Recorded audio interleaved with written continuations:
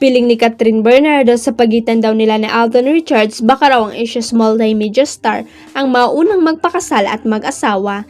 Katwiran ng kapamilya superstar, mas matanda raw kasi sa kanya si Alden at gusto na rin daw ng kanyang leading man sa pelikulang Hello Love Again na magkaroon na ng baby. Sumabak ang tambalang Kat din sa Who is Most Likely Challenge, kung saan isa nga sa mga natanong ay who's going to get married first. Inamin ni Kat na hindi pa siya ready na magkaroon ng sariling pamilya, kaya ang sagot niya ay ayoko pa. Tisoy, tawag ng aktres kay Alden. Feeling ko si Tisoy kasi 33 na tapos gusto na magka-baby ni Tisoy. Go mo na yan, ang panunokso ni Catherine kay Alden. Sagot naman sa kanya ng Kapuso Star, go na natin, sige ako na lang. Matatanda ang sinabi ni Catherine sa panayam ng Fast to Kit Boy Abonda ng ideal age niya sa pagpapakasal ay 34 pero handa na siya ngayong magmahal uli. Halos ilang taong makalipas ang breakup nila ni Daniel Padilla.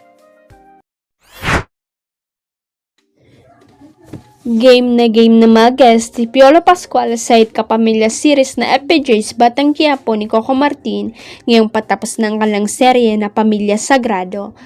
Ang first collaboration ng dalawang premiadong aktor sa Pamilya Sagrado, kung saan si Coco ang nagdirect ng mga action scenes para sa final ng program next week.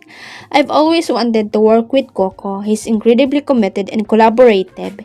When he stepped in to direct some of our scenes, his dedication was evident.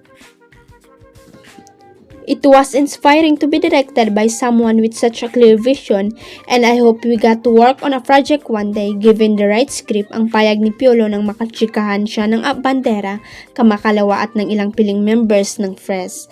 Sabi pa ni Papa P, nag-usap nga raw sila ni Coco tungkol sa possible guesting niya sa Batang Quiapo at sana ay matuloy ito in the near future.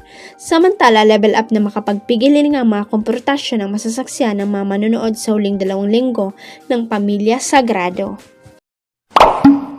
Huwag kalimutang i-click ang subscribe button at i-ring ang notification bell para sa latest at legit chika updates.